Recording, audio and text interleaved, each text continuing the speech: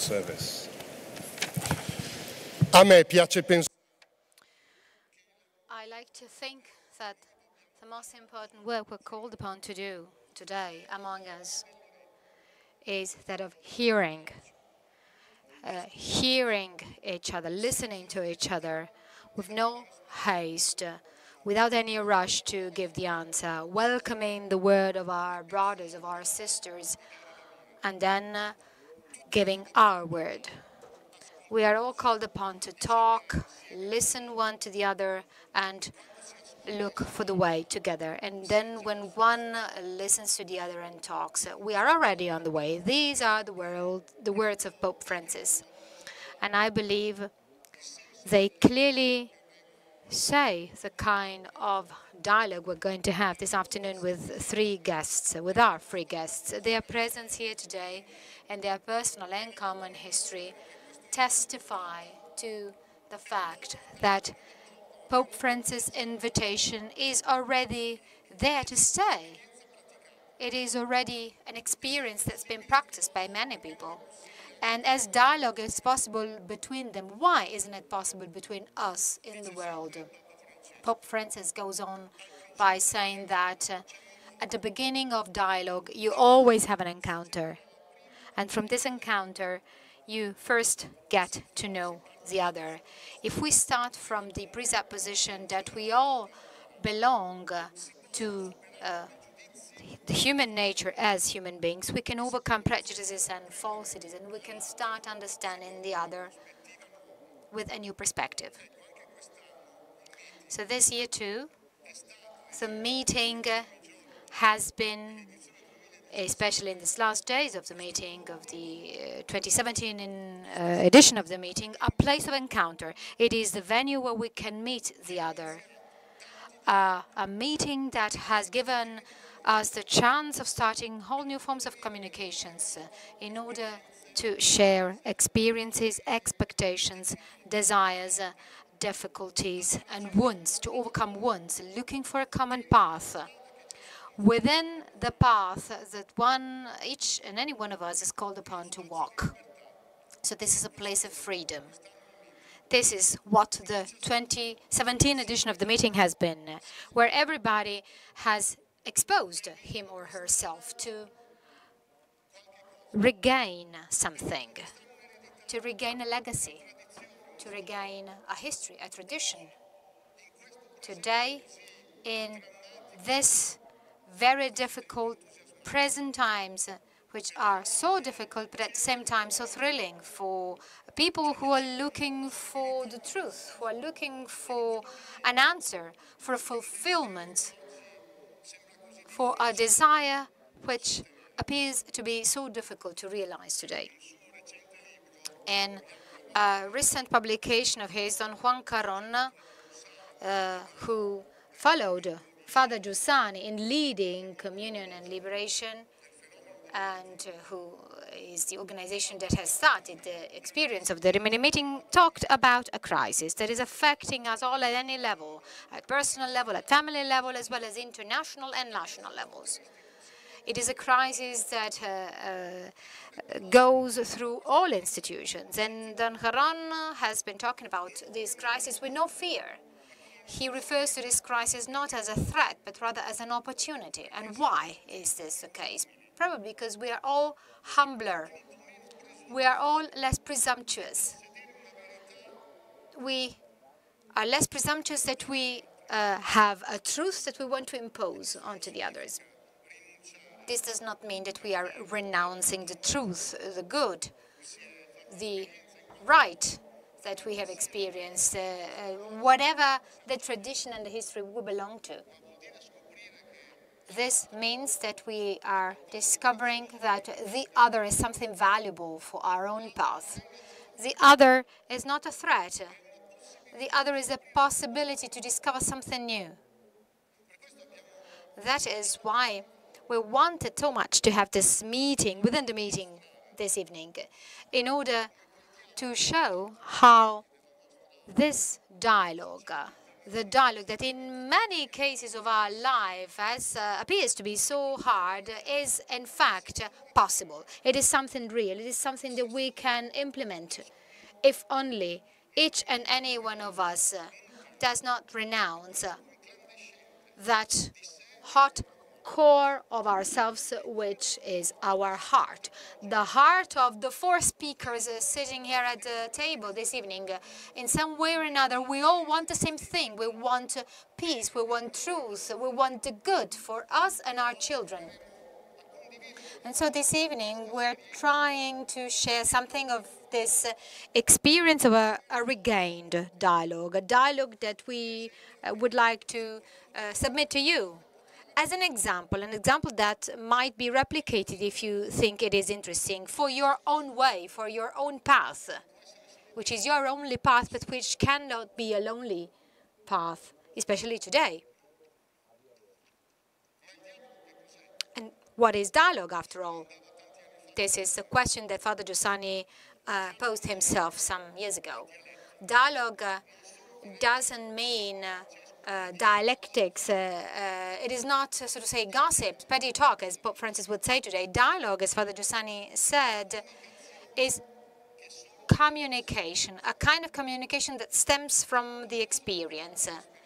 The more experience we've made, the more we are able to talk to the other and to communicate with the others. The more, from your position, be it a position which is fruitful of experience or not, the more you can find a connection with what I can say. This dialogue, continuous dialogue with our companions, stems from the fact that we're certain that we have a common destiny. There is no reason to exclude anyone or anything. So we have three personalities with us this evening who work on the international scene and in this public venue of the Rimini meeting, as well as in the public venue that the world represents today. These are three personalities who look at reality, and they are going to tell us something about this dialogue, about this encounter with the other, which in many situations is a dialogue that builds bridges rather than erecting walls. It is a dialogue that is capable of starting processes. It does not occupy spaces for ourselves or for our friends. Sitting next to me, we have Rabbi David Rosen, whom we are greeting here today. After 20 years, he came to the Rimini meeting.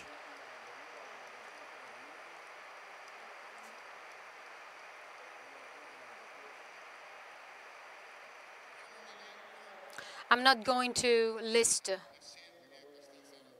the endless list of roles and offices that he carries internationally on one of the most advanced fronts, which is interfaith dialogue and the promotion of reconciliation between Jews and Christians, leading him anywhere in the world to bear witness to the fact that this encounter is possible. He is the International Director of Interreligious Affairs of the American Jewish Committee, and he is the Director of the International Conference of Peace Religion. In 2005, he was proclaimed by Benedict XVI the Knight of the Order of San Gregorio Magno for his contribution to the real reconciliation between Jews and Christians. Sitting next to him, His Excellency Msgr Silvano Maria Tomasi. He is more than a guest here in Rimini. He is an integral part of the Rimini meeting. Yesterday, too, he was part of a very important meeting here at the fair.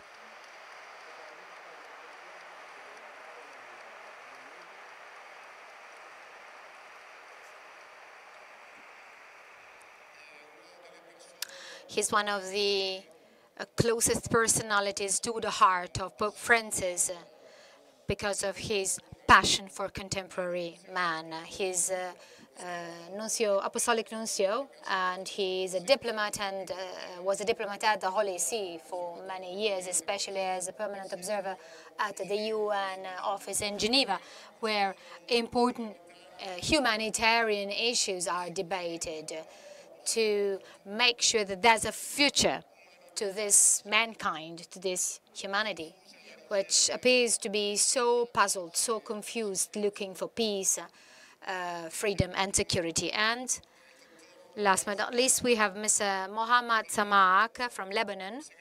He's the Secretary General of the National Committee for Christian-Muslim Dialogue in Lebanon. He's a UNESCO member and of the Council of the Educational, Islamic and Christian Initiatives. He's the political advisor of the Grand Mufti in Lebanon, a writer and one of the most important political advisors of the Middle East.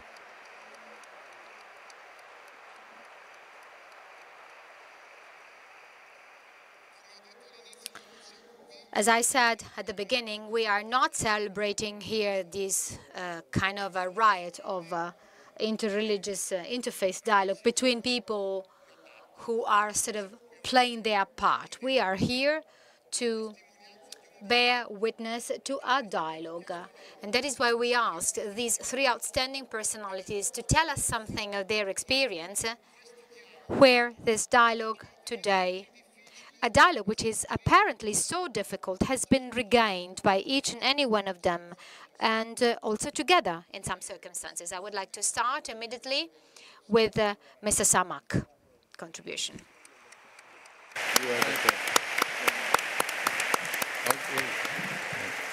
Thank you. Thank you.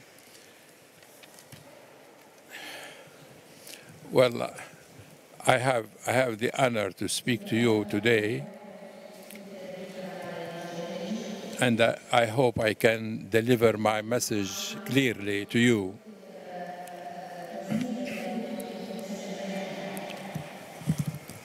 Speaking first about dialogue, let us have a definition. What do we mean by dialogue? Dialogue is the art of searching,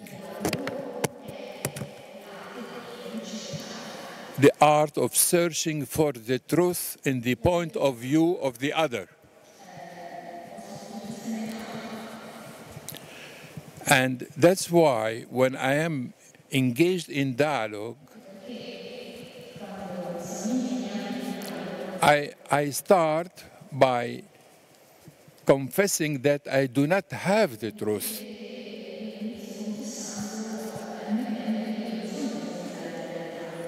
And I search for the truth in the point of view of the other,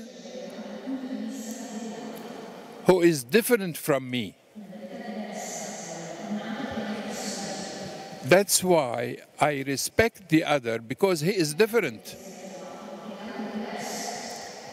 And I respect his point of view because I might find the truth with him, not with me. This is dialogue as a way of life. But I want to speak about Christian-Muslim dialogue, something you cannot make a dialogue if you don't understand the other. So I will try to explain the image of Christianity in Islam. What Islam says about Jesus Christ, about the Bible, about Mary, about the church, about the people of the church, the clergy, and about the believers in Christianity. These 6 points, as not a point of view from mine, but as it is in the Quran itself. So what you are going to hear from me is not a point of view. It is a Quranic text regarding these 6 principles. So in order to understand it and have a dialogue on understanding these points. So let's start with number 1, Jesus Christ. The Quran describes Jesus Christ as a spirit from God and a word from God. This description is unique. Not Mohammad, no any other prophet has been described as a spirit from God. Only Jesus. Second, the Quran says that Jesus was born from a virgin mother. A mother that received the Spirit of God into her, then gave birth to the Spirit of God, who is Jesus. I'm not speaking about Christianity, I'm speaking about Islam. The Quran says that Jesus spoke to his mother the second he was born. You have to imagine this something extraordinary, how a child just born speaks to his mother. Then his mother carries him and go to the people.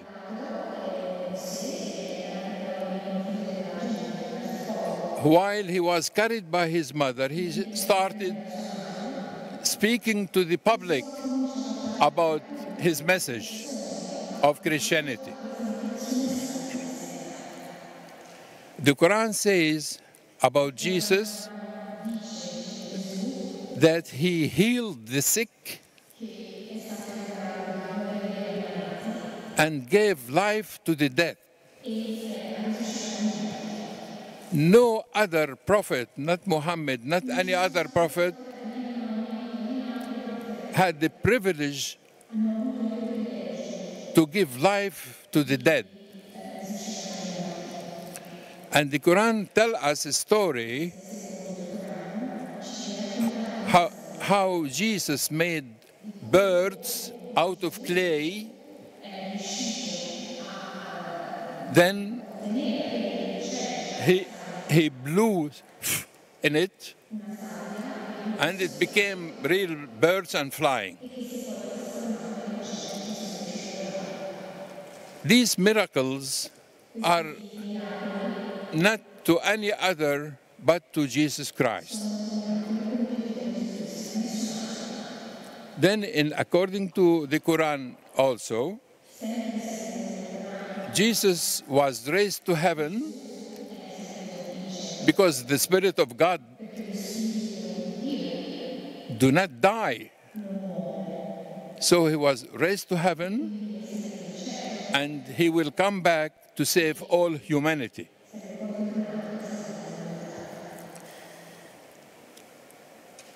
The Last Supper is a chapter, big chapter in the Quran, and all the miracles committed by Jesus are documented in the Quran, which we believe it is a revelation from God.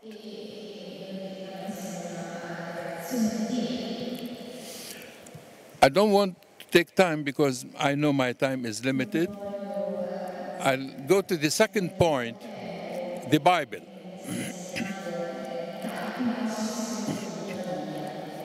The Quran describes the Bible with these two adjectives. There is light and guidance in the Bible. And the Quran continues saying, let the people of the Bible follow what God revealed in the Bible. This means to Muslims that the Bible is a revelation from God. And Christians are asked to follow the teachings in the Bible, not in the Quran, in the Bible. And it tells us that no future for Christians unless they follow the teachings of the Bible.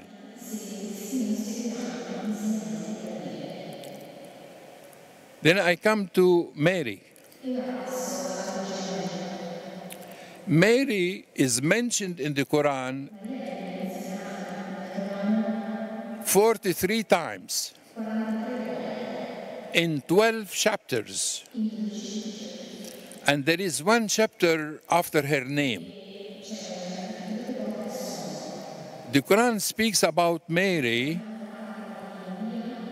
more than the 4 Gospels together. The Quran tells us the story of Mary before she was born, when her mother was pregnant with her. And she prayed her mother that the child will be in the service of God.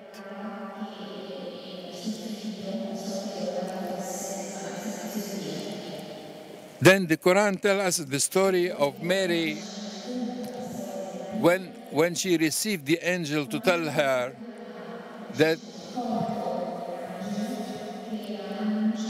she will be pregnant by the Spirit of God that comes from God. Then, when she was pregnant and she was isolated in some place because she cannot speak to the people, a very decent family and very pious, unmarried,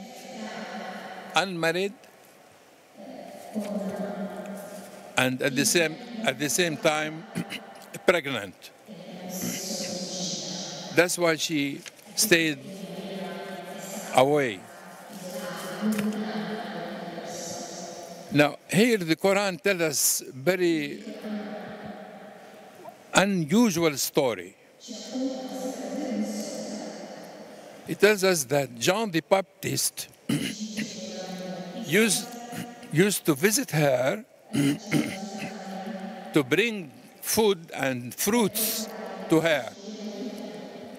But he finds that she has exotic food and fruits.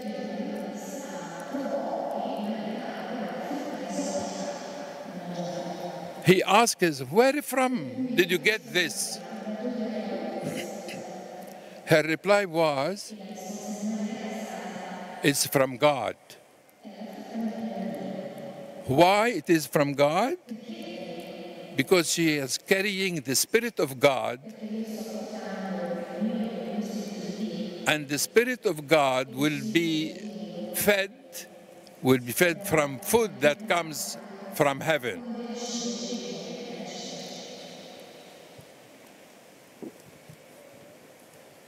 That's why the Quran describes Mary as the most preferable and selected of all ladies until the end of time.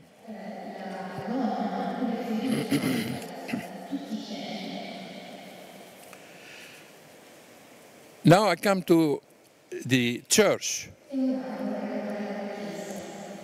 The Quran describes the church as a house of God.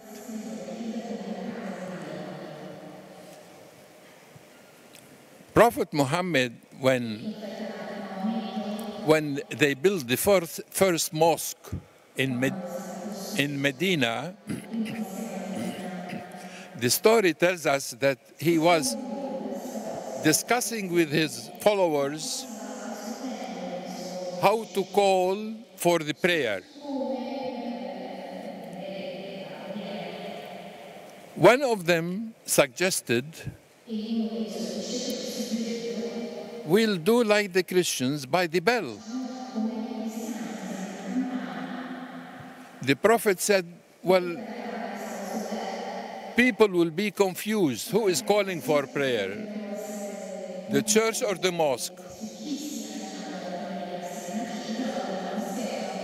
So we have to find some other way. This means that the church was there in Mecca and in Medina during the Prophet. So they discovered this adhan, calling for prayer by the voice instead of the bell.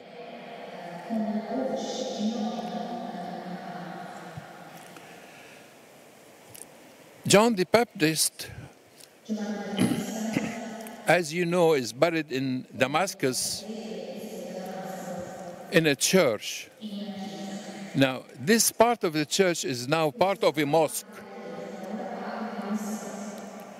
But Muslims at that time asked the clergy, because they were building a mosque and they want to enlarge the mosque to include the tomb of John the Baptist.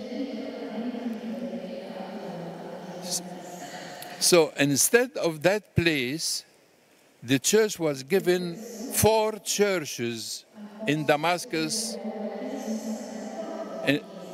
as a reward for this little part, which was visited by both Pope John Paul II and Benedict XVI. And John the Baptist is there inside the mosque, as well respected and loved as if it is part of a church.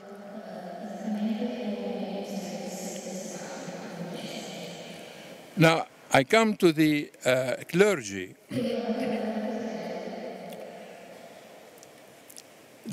The Quran speaks very highly about the clergy, and he says, and I quote, that Christianity is nearest to the believers, Muslims, because there are monks and priests among them, and they are so humble. This description to the clergy is part of Islamic teachings.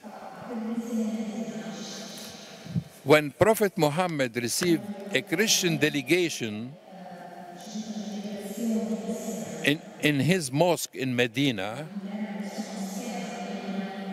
the delegation was, on the head of the delegation was a bishop. They spent the whole day as guests to the Prophet. They lunched together and dined together. And when they wanted to pray, the Prophet asked them, go ahead, pray here in the mosque. They said, no. We prefer to make our prayer outside in the courtyard. So, and that's what they did. The meeting, one-day meeting finished. The Christians remained Christians, and the Prophet remained the Prophet for his people. And he made a deal with them It's called the deal with the Christians of Najran. Najran is a big tribe in Yemen, Christian tribe. In this deal, he said that they have what we have. It's equal rights. And if Christians want to build a church and they cannot afford the cost of building it, Muslims have the duty to finance the building. And this will not be a debt to the Christians, but it is a debt to God. That's the participation of Muslims in helping building a church is a gift to God.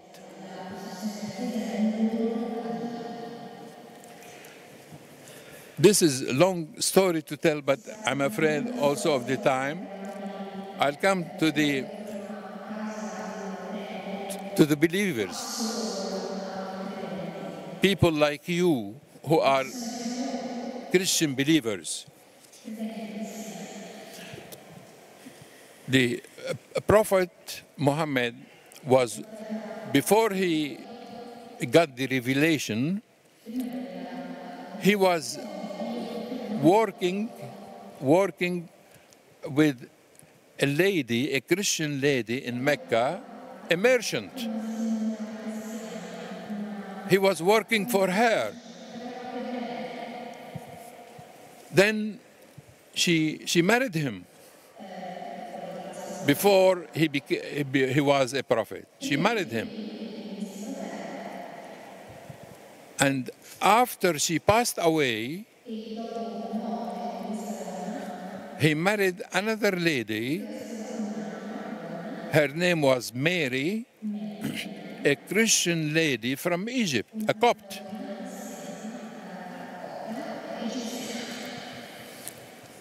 During the early times of the message of Islam, the Prophet was under pressure from the unbelievers, the Arabs of Mecca. And he has a very small group who followed him, very weak. He advised them to migrate to Ethiopia, because in Ethiopia, as he told them, there is a Christian king, very just, because he is Christian. So they migrated to Ethiopia, where they were well received, until change of the situation in Mecca, they returned back.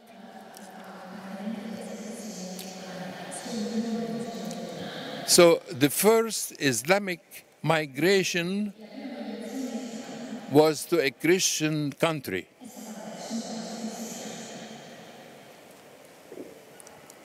That's why, according to the Quran, it says, the food of the people of the book, that is of Christians and Jews, is halal for Muslims. And the food of Muslims is halal for Christians and Jews. When the Prophet formed the first mini-state, he made the Jews and the Christians equal citizens with Muslims. And that was the first plural society in a new state.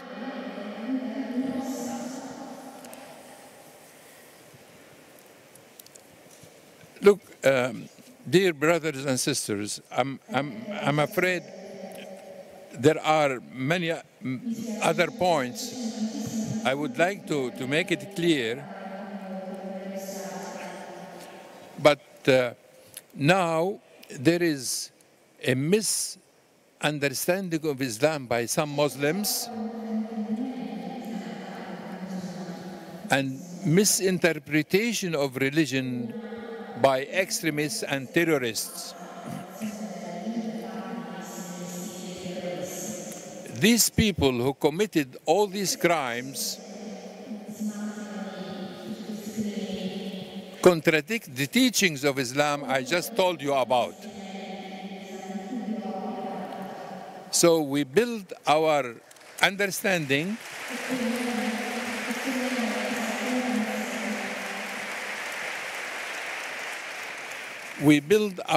dialogue of understanding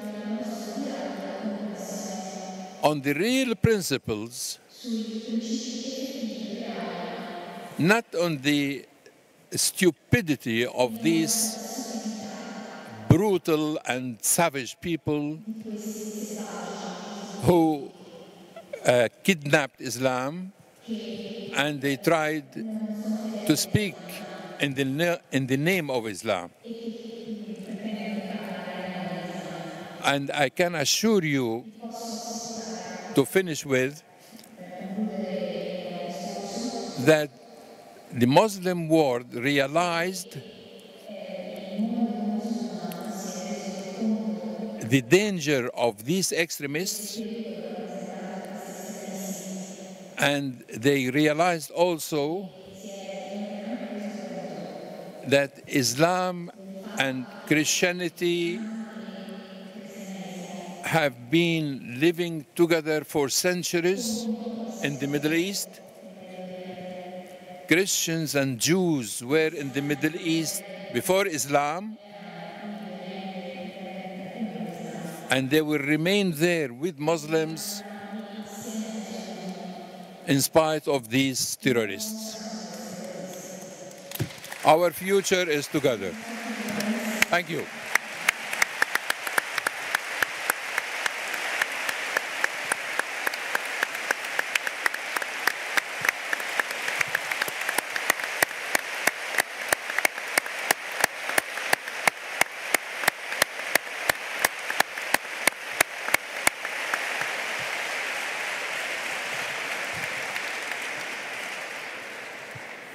Avevo letto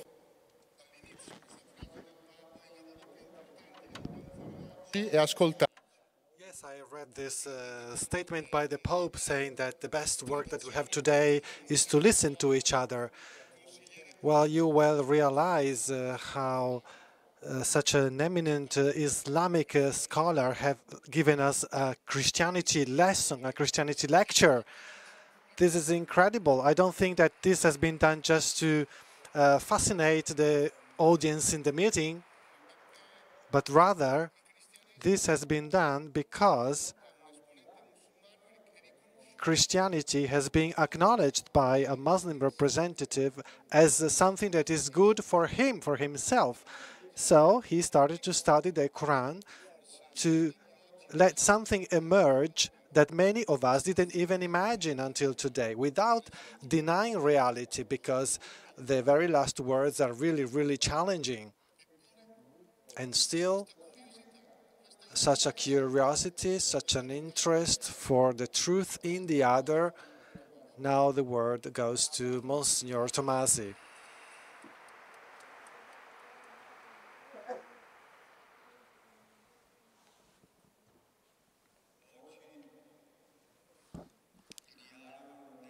Today, dialogue is not an option anymore. It is necessary to live together in our pluralistic societies. Globalization, economic globalization, has created strong interdependence among nations, and it is not possible to be isolated now and ignore the others.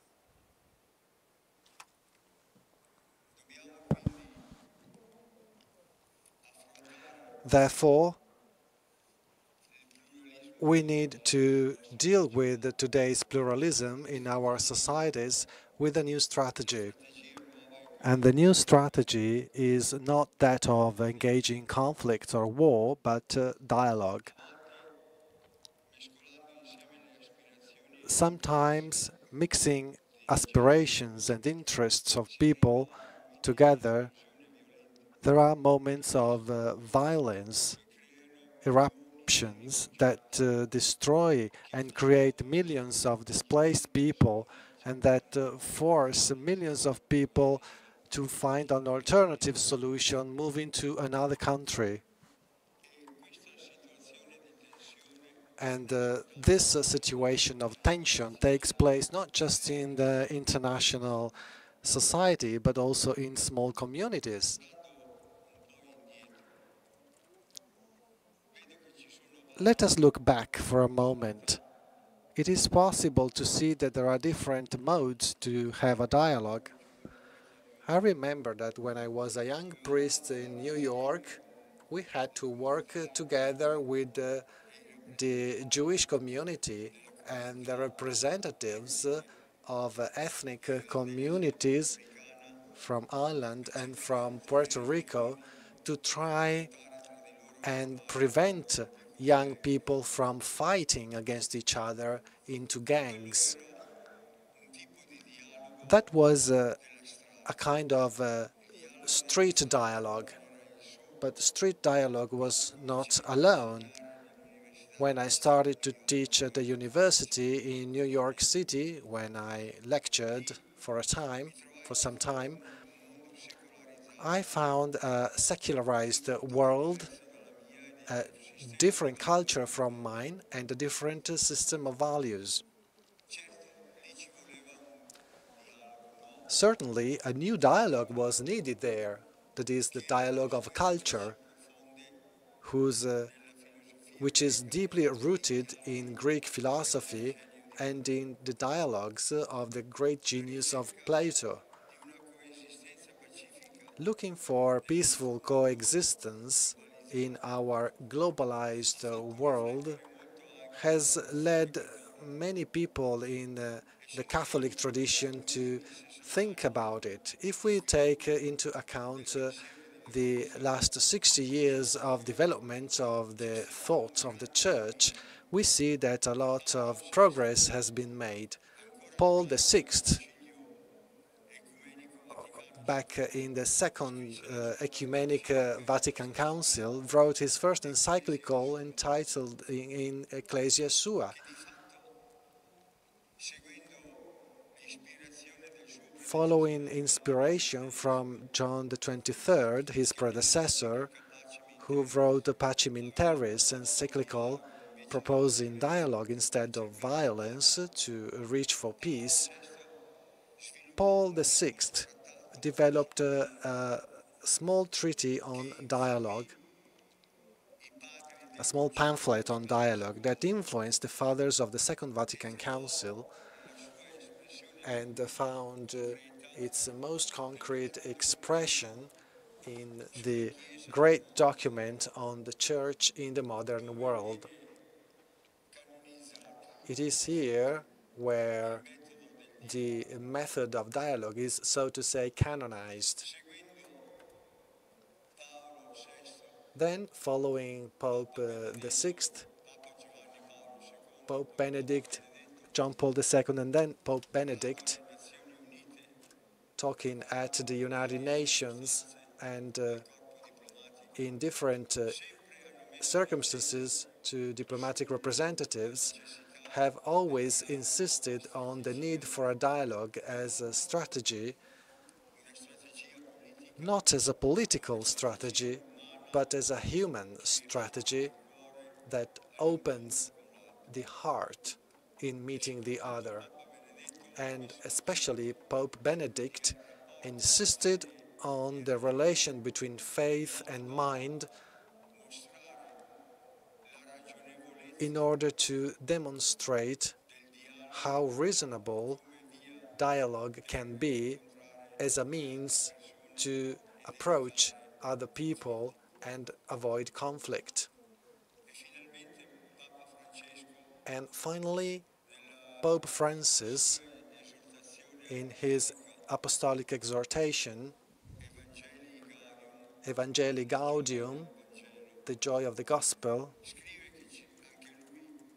he also wrote about the need for dialogue, and he mentions three areas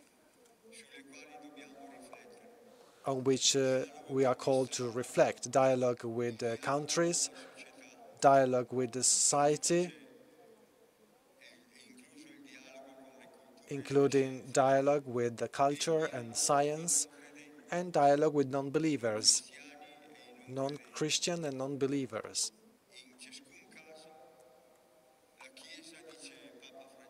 In each case, what Pope Francis says is that the Church speaks offering the light of faith to enlighten reason and favor contact among people.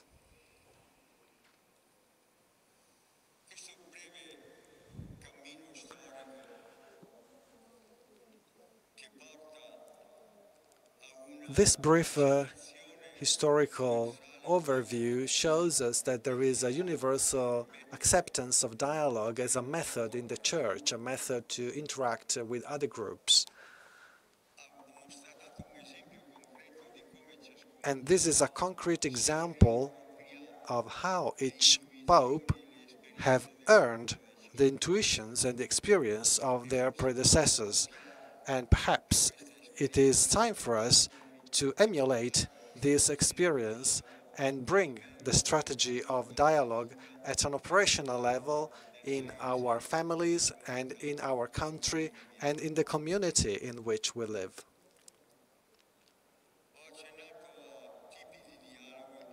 I have referred to different types of dialogue, street dialogue and the dialogue of culture. However, in the documents and in the experience of the popes of these last 60, 70 years, we see a wide range of kinds of dialogue.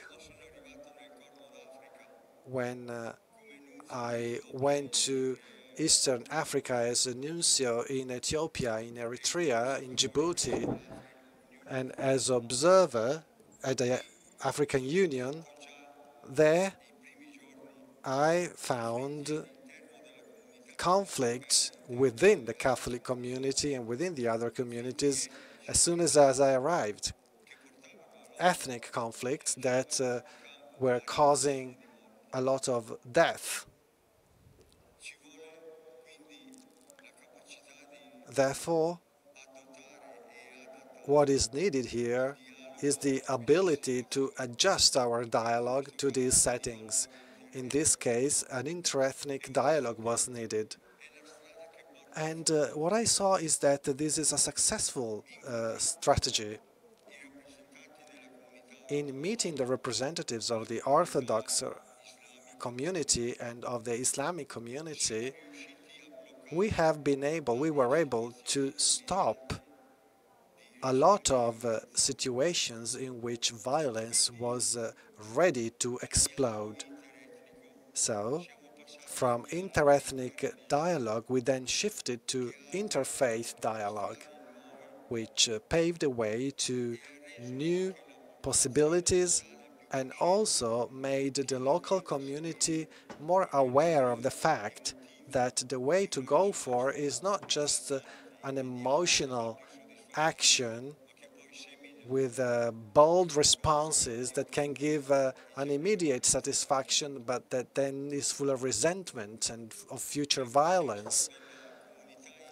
Within the context of the international community and of the international organizations in Geneva, I have found that it is necessary to change the style of dialogue there. In that context, dialogue is with the states, and one has to try to find a common basis on which to build the future, and this basis must be accepted by everybody, Buddhists, Muslims, Christians, agnostics. There are representatives of all parties, but there is the will to find answers to today's problems there. Human rights are becoming an international language, and how this can be applied to any kind of person.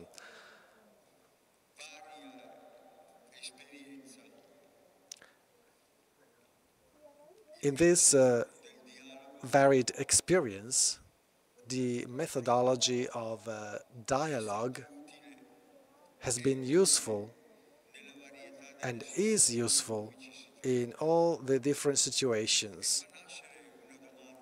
And then a question may be raised.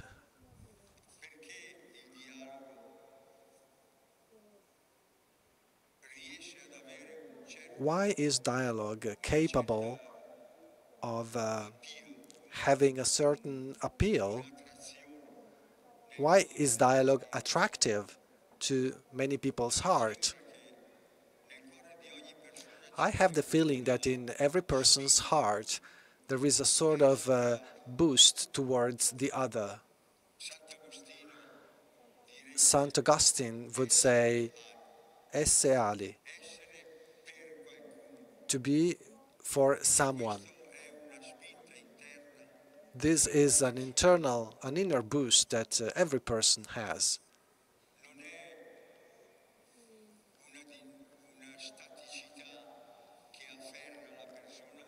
It is not a static force, but there is a dynamic force inside us that opens us towards the other. And this is a way to start a process which is considered by some philosophers and writers, also ecclesiastical writers, called itinerarium mentis sin Deum, for example, Saint Bonaventura.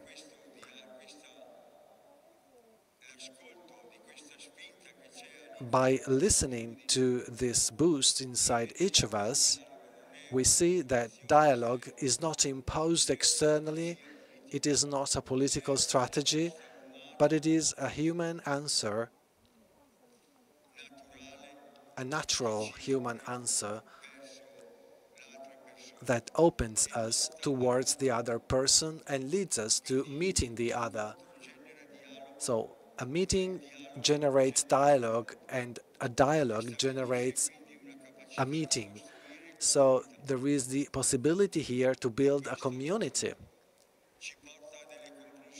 So a number of operational conclusions can be drawn at this stage. First,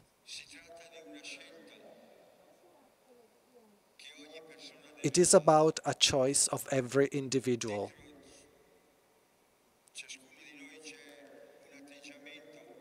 Inside each individual, there is this attitude to open their heart towards the other and being able of being amazed and accepting to be together with the other and build something in common.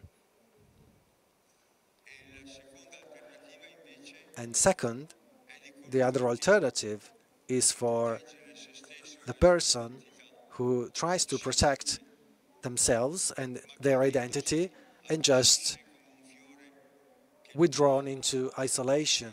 But in that case, it is not possible to survive.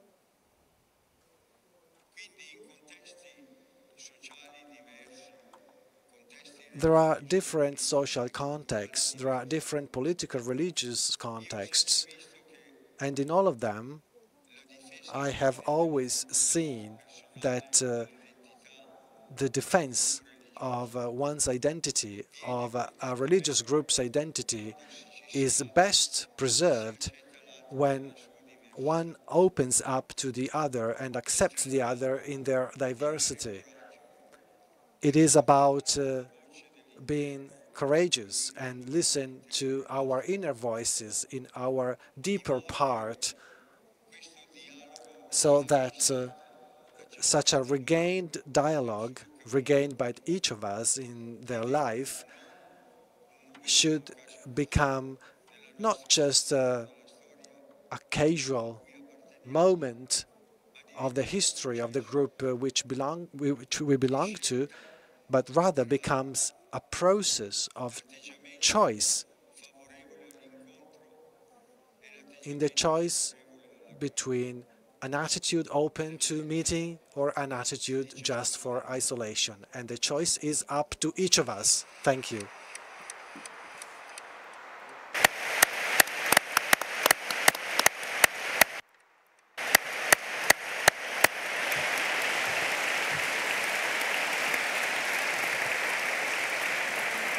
La difesa. Defending one's own identity is not when we close within ourselves, but it is when we open up to the others in their diversity and in our diversity. So a person which for over 15 years on the most advanced frontier, for example, rearmament or human rights in Geneva, in the UN, the very fact that this person has used exactly this as a method induces us to think that those who reject dialogue and Pope Francis are probably not so comfortable with the best way of how to deal with the problems of the world and the challenges of mankind. What Monsignor Tomasi has just described is not the method for pious souls who talk about the good of the world, but rather this is the point of view of a person who has tried to implement this kind of dialogue and to establish this kind of a relationship as a political relationship in the relations with STIP, because actually dialogue is appealing, it is in our heart. It lies in recognizing that we have been created for someone, for the other, for someone who is different than us. And because they're different, this other is something which is good. They enrich us. So I would now like to leave the floor to the last speaker, Mr. David Rosen.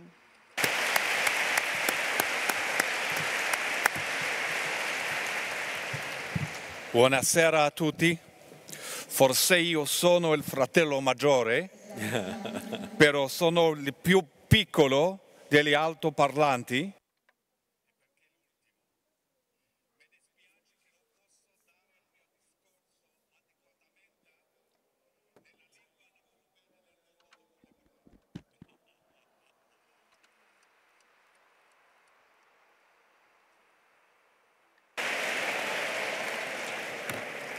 The title of this session, A Dialogue to be Regained, would appear to direct our gaze back to the golden age of Andalusia in the Middle Ages, when Jews, Christians and Muslims cooperated in the flourishing of arts, science and philosophy. For those interested in knowing more about this era, I would refer you to the lovely book by Maria Rosa Menocal entitled The Ornament of the World: How Muslims, Jews and Christians Created a Culture of Tolerance in Medieval Spain. We, the religions of Abraham, do have a glorious legacy of cooperation, which is not well known enough. And not only a dark, tragic history of persecution and mutual delegitimization. However, even the Andalusian experience was a very mixed one. One of its great stars was the 11th century Spanish Jewish poet, Yehuda Halevi, who wrote an apologia for Judaism based on the story of the 8th century conversion to Judaism of the king of the Khazars and his people, who lived between the Black and Caspian Seas. The book is accordingly a dialogue between the king and a rabbi. On one occasion, the rabbi makes the case for Judaism, declaring that while Christians talk of love, they cause much destruction and suffering. And that while Muslims talk of peace, they fight and they shed blood of those who do not share their beliefs. We Jews, says the rabbi, we don't do such things. The king replies, Of course you don't do such things, because you don't have the power to do so. Yehuda Levi is not really criticizing Islam and Christianity in this passage, as much as he is warning, centuries before Lord Acton, of the dangers for religion when it is linked to and even a tool of political power.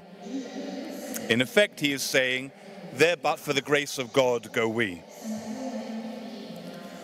While modern secularism has brought its sins, the separation of religion from political power has enabled much religion to purify itself from such abuse.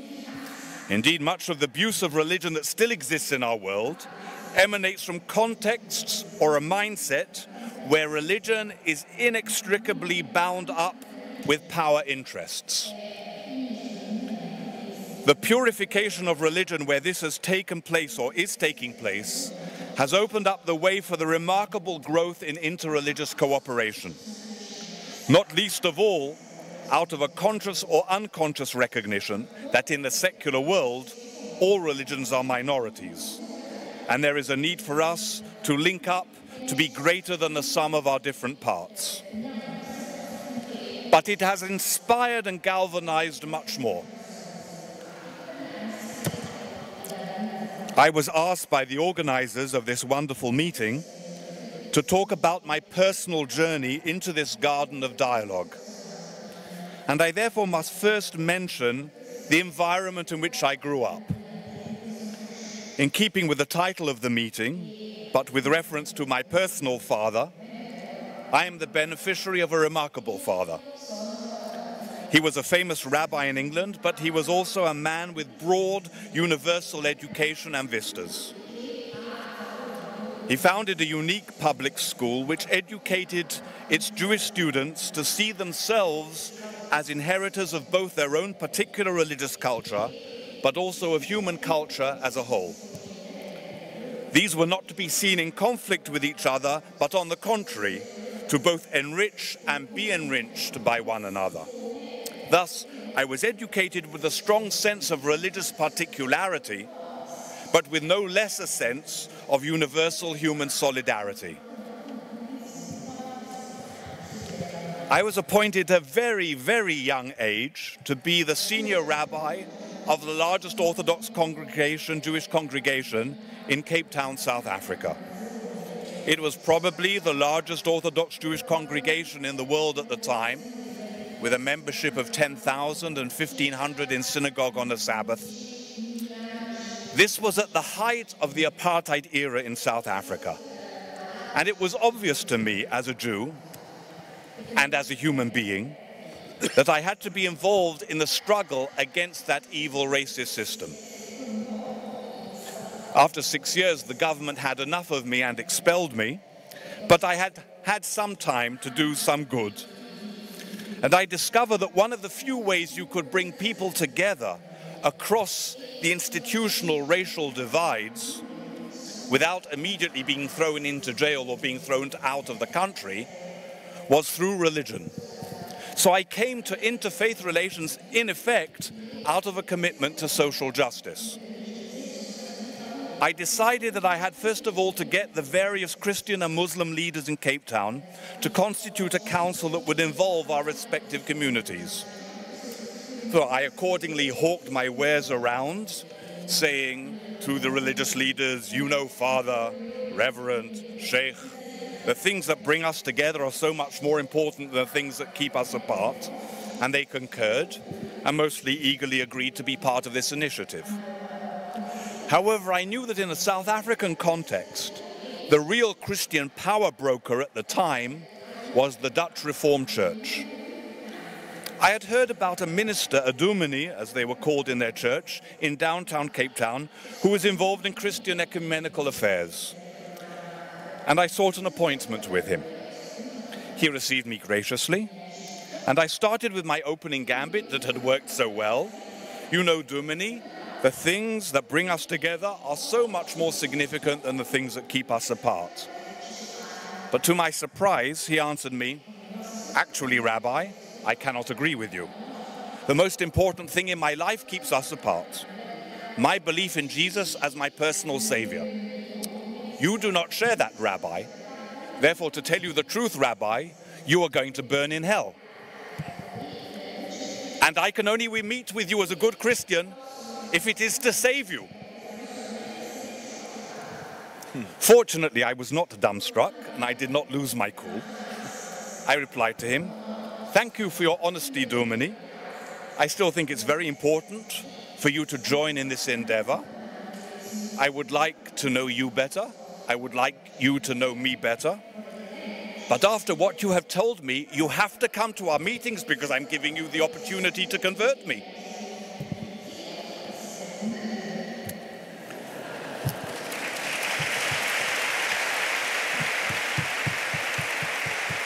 And indeed, he agreed to attend our meetings, and through them he became less doctrinaire and more open to other perspectives, and he involved other colleagues of his in our forum. His case impressed upon me the potential and the power of positive human engagement. But the experience of this interfaith forum also taught me other things. To begin with, I was amazed at how ignorant these clergy, Christian as well as Muslim, were about me. How little knowledge they had of me and my tradition. How many distorted misconceptions and stereotypes they had about me and my people. I realized that if I want to be understood correctly and not misrepresented, I had to engage them. But to tell the truth, as I got to know my Christian and Muslim colleagues, I realized that I had been terribly ignorant about them too. If I wanted to be known and understood correctly, I had to know and understand them correctly too. But I experienced something of even a greater epiphany in this process. I had always assumed, as an Orthodox Jew, the absolute validity of my own religion.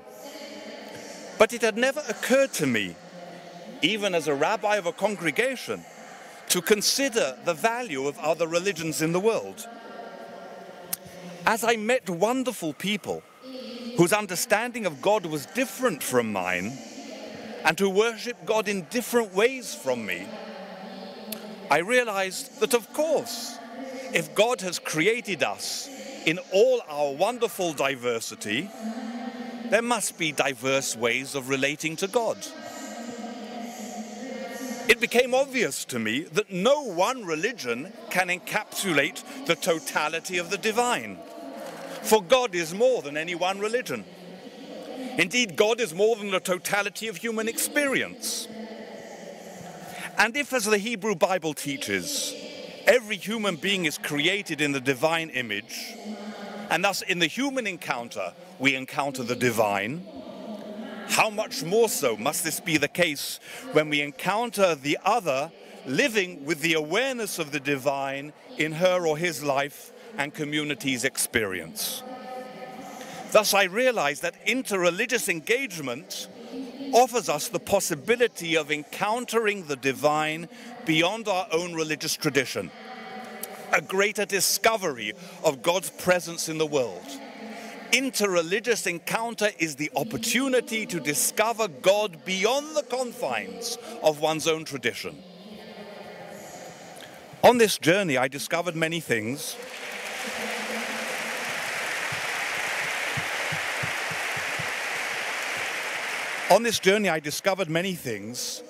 Including the famous 3 rules for interreligious encounter of the late Swedish bishop Christer Stendahl. 2 of them are somewhat obvious. Stendahl says, always try to understand the other the way the other sees herself or himself. Secondly, view the other community by the best within it. Don't judge it by the worst within it. But the 3rd rule is perhaps the most revealing. In Stendahl's words, leave room for holy envy. It is very nice and important to see and celebrate commonalities in our different religions. But there is nothing disloyal to one's own faith in being able to appreciate something that is wonderful in another tradition, and even something that is different from one's own faith in another tradition. That is what he means by holy envy. I experienced that holy envy of the celebrations and joy of this wonderful meeting when I was here for the first time in Rimini 20 years ago. And those memories have never left me. And I have experienced it with other passionate religious communities of other religions in other places and other times. And it is that holy envy that makes me so happy to be back here with you today. We are able to enjoy this holy envy when we see other faiths, other religions, and especially other Abrahamic faiths, not as competitors whose presence questions or even diminishes our own faith, but on the contrary, as religious traditions that are complementary paths to the divine. Indeed, I am here in fact using the language of Pope Francis, who has written precisely about the importance of such complementarity. And we are able to enjoy this complementarity today as never before. For all the problems in our world, we live in the most blessed age of human history. Despite terrible things that are still done in the name of religion in our world, there has never been a time in history where there have been as many organizations and initiatives involved in different religions, and there has never been an era of as much interreligious cooperation and collaboration as there is today. Of course, one does not get that impression in the popular secular media, but then the secular media presents a very partial and slanted image of our world.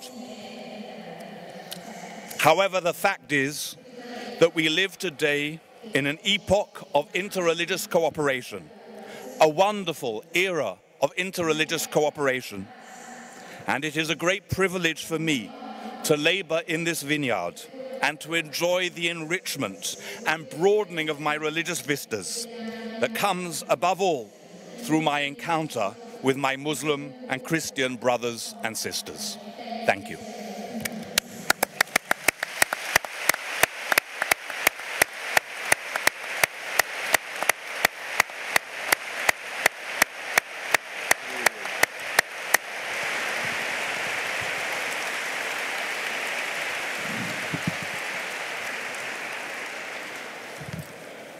È veramente It is truly a sign that time is changing. An elder brother, in his presentation at the meeting before an audience that is, let's say, quite Catholic, should say that the Jewish people and Christian people are not competitors.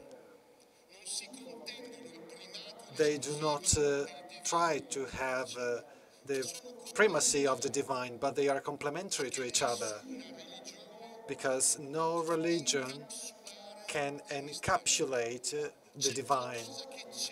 There is something missing there. Every kind of human form in relation with the mystery.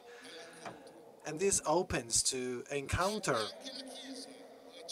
And also the Church, as Msgr Tomasi mentioned, has done a lot of progress in its path over the last 60 years to acknowledge this as the truly nature that it has. Such an infatigable path of men and women towards the mystery, opening to the encounter with the other.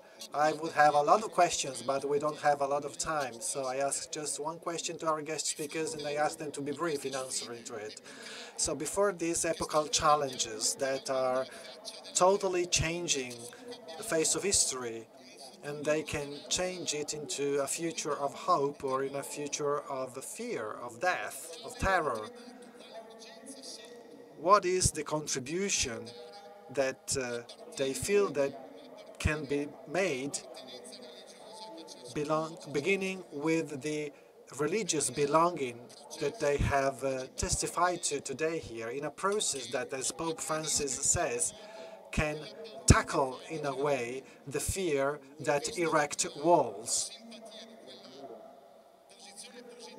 Considering this positive position, as David Rosen has mentioned, that helps us building bridges, what is the most urgent matter that you feel is present today in the challenges of today's world as religious representatives in the public sphere? I would like to start with Dr. Sabat. Well, thank you. I think the most important thing is to know each other. Let me start with ourselves, Muslims. There is Nostra Aetate since 1965,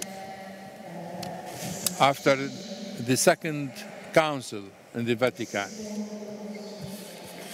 Nostra Aetate opened doors to recognize Muslims as believers and to be part of the family of believers. And both popes,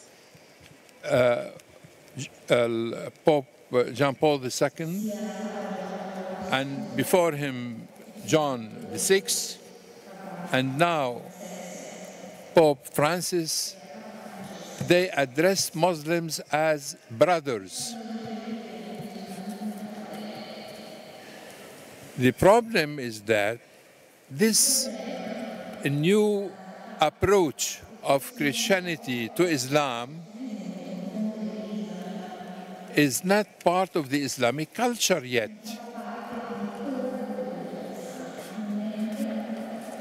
That's why we see extremists building their theology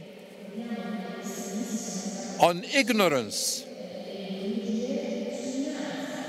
Not only these people are refusing what the church is saying, but they did not understand it. They didn't reach it. They didn't know it. So it is our duty to build bridges of common understanding. And the church is really doing in preparing a synod about Lebanon by John Paul II in 1995, and the synod about the Middle East in 2010. And I had the honor to participate in these two synods with Rabbi David also, with the Middle East. And participation means that we are part of the synod, of the meeting, and of discussing the material that came out. That's why what is really needed is the bridge of knowledge. Any misunderstanding will lead to conflict and to dispute. We have to understand what others say about themselves, and we have to make ourselves known to them. As I tried with my presentation today, just to show you that Islam is not what these terrorists and extremists are doing, but these are the Quranic texts. This is Islam. So if we understand each other, we can build a common future and a real brotherhood under God. Thank you.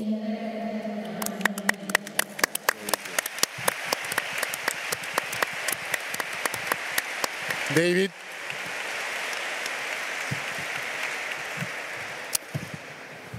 Thank you, Alberto, for that question, which gives me the opportunity to be able to say something in addition to the theme of our meeting. There are, of course, many things that we need to address together. Living in Jerusalem, living in the Holy Land, obviously for me, solving the Israeli-Palestinian conflict has a very high priority. And then there are many other critical issues: protecting religious freedom, fighting terrorism, protecting minority communities. But the truth be told, that all these issues are a matter of moving the deck chairs on the deck of the Titanic. Because we are all on the Titanic that is heading for a major iceberg. And that iceberg is environmental degradation together with climate change. That is why it is so important that Pope Francis's encyclical Laudato Si is a global, worldwide bestseller, because there is no issue more critical in our times than guaranteeing that our children and our grandchildren have a place to live. If we do not live, then what does everything else matter? And therefore, the most critical issue that we have to work together today as religious communities is to combat the dangers to our global home.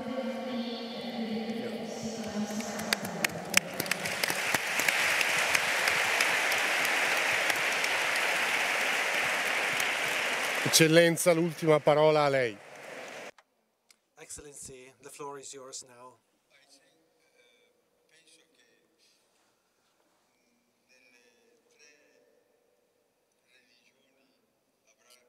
I believe in the three Abraham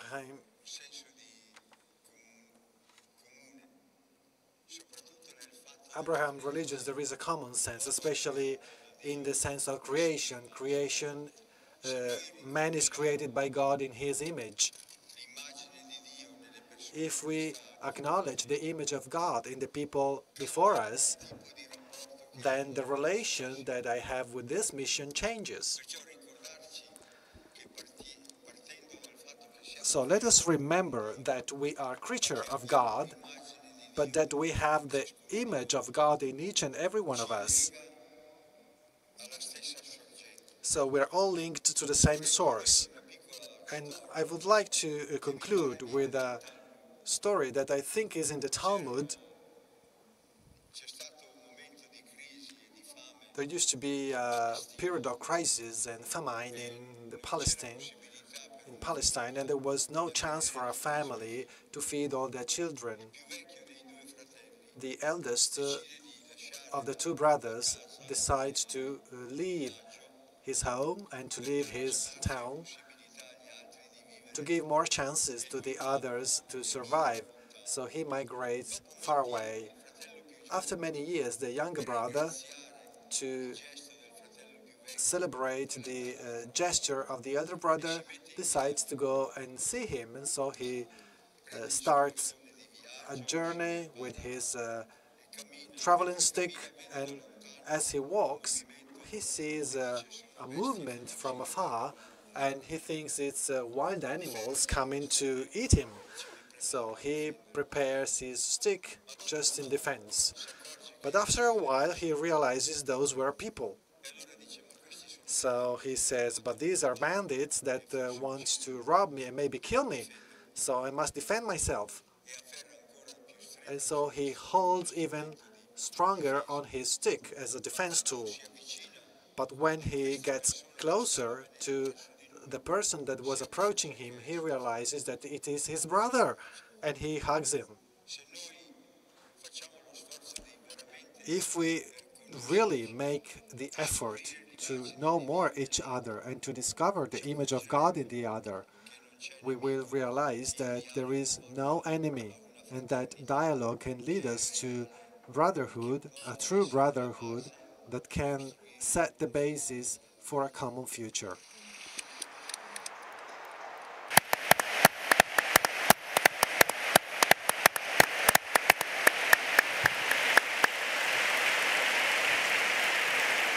È curioso perché How interesting. Something has occurred today. I don't know about today, but in the last few days, the meeting has received some criticism by some media commentator in these terms. Since those of the meeting never takes a stance, they don't have an identity, then they don't count at all. However, they are really blessing us with compliments, because the nature of the meeting is indeed to be an open space made of people who are so certain of what they can bring, and they are so much aware of their identity that they are curious. They do not fear of meet other people. They're not afraid of meeting other people.